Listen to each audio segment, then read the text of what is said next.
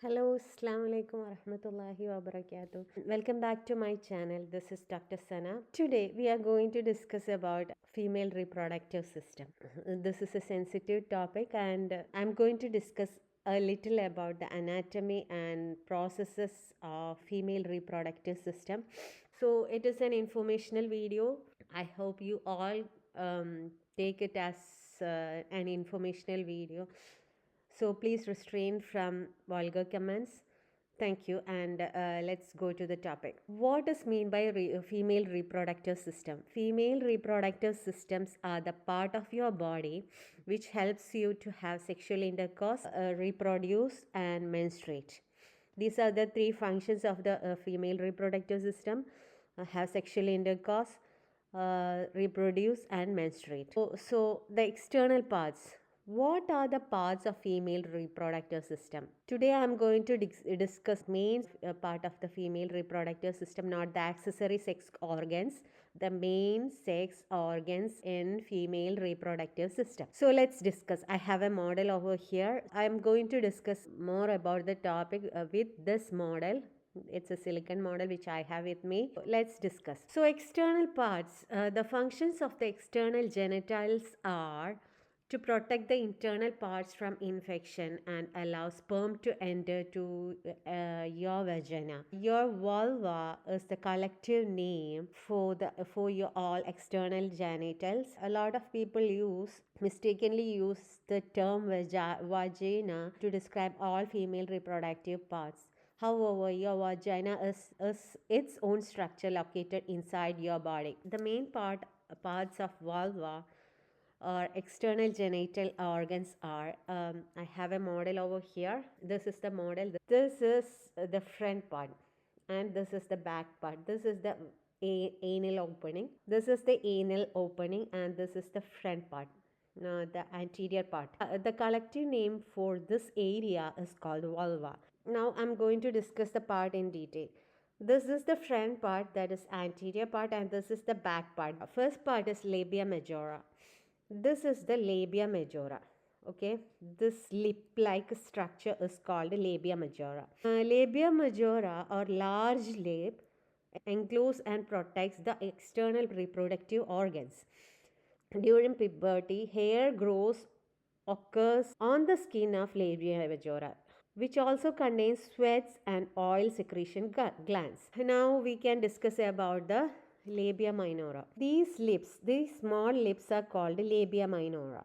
Okay, this is labia minora, and this lies just inside the labia majora. Okay, this labia minora surrounds the opening to the vagina. This is where the vaginal opening occurs. The vagina is the canal that joins the lower part of the uterus to the outside of the body. You should know the two openings that occurs over here.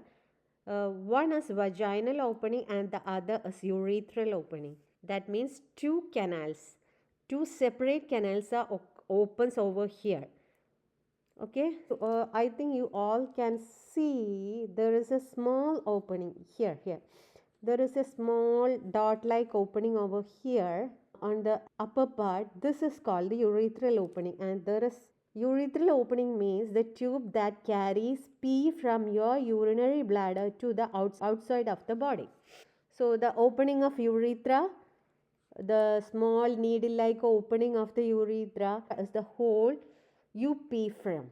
Okay, another opening is here. Actually this is the blunt structure. Yeah, there is no opening over here, so I can only show like this. There is no opening in this model, so I can only show like this. This here is the vaginal opening occurs. Okay, here is the vaginal opening.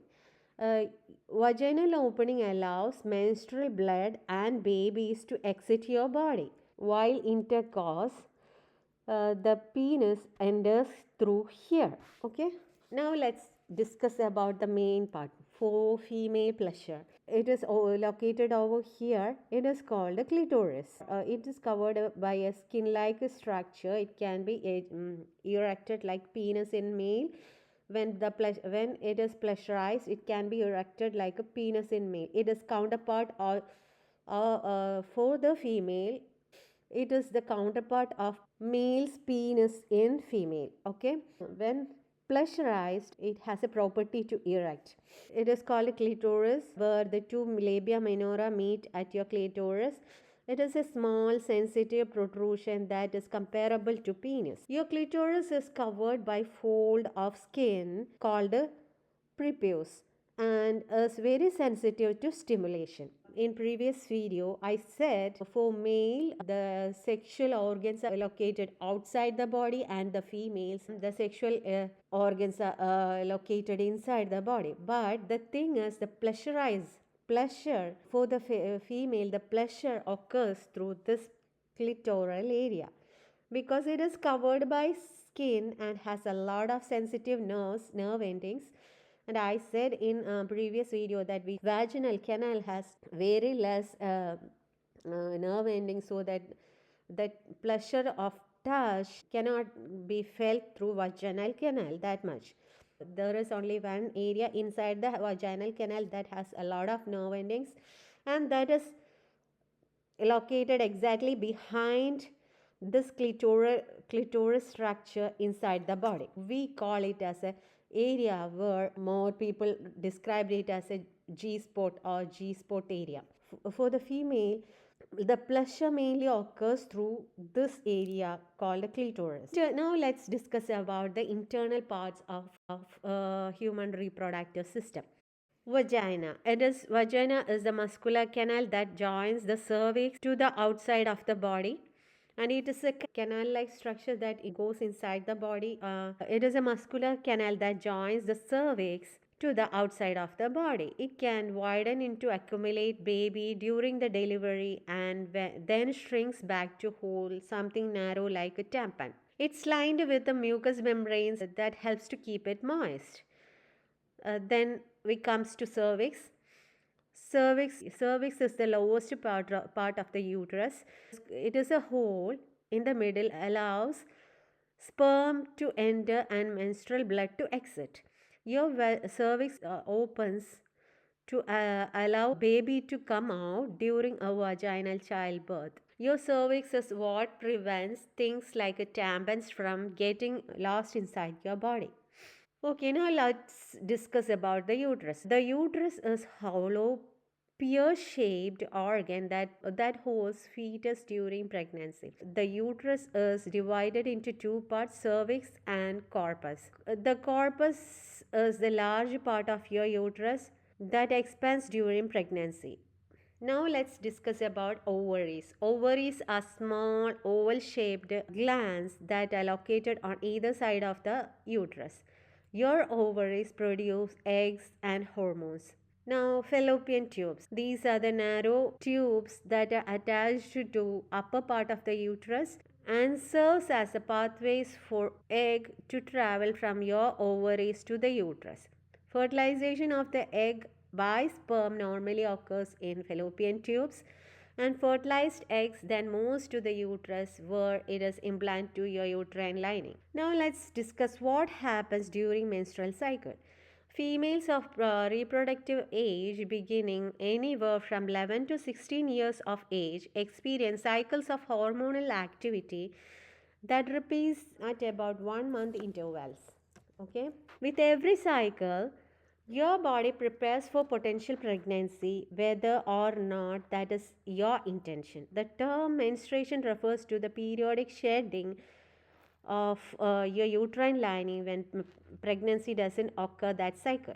Many the days that notice vaginal bleeding their period. The average menstrual cycle is about 28 days and occurs in phases. Now, next question we used to get is how many eggs does a woman have? You are born with all eggs you will ever produce. During fetal development, you have about 6 million eggs. At birth, there are approximately 1 million eggs left. By the time you reach puberty, only about 300,000 remain.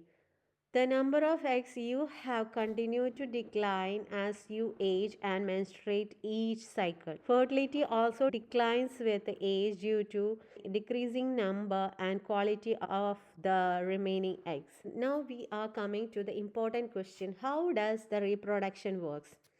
In humans, female and male reproductive system work together to reproduce. There are two kinds of sex cells, sperm and eggs. When a sperm meets an egg, it can fertilize it and create a zygote. This zygote eventually become a fetus. So, to your understanding, both sperm and eggs are needed for human reproduction. So, now we came to the end of this session. I hope you all get the message what I am trying to say. Let's end this section here, and we'll discuss about the next topic in next video. Thanks for watching. Assalamu alaikum wa rahmatullahi wa barakatuh.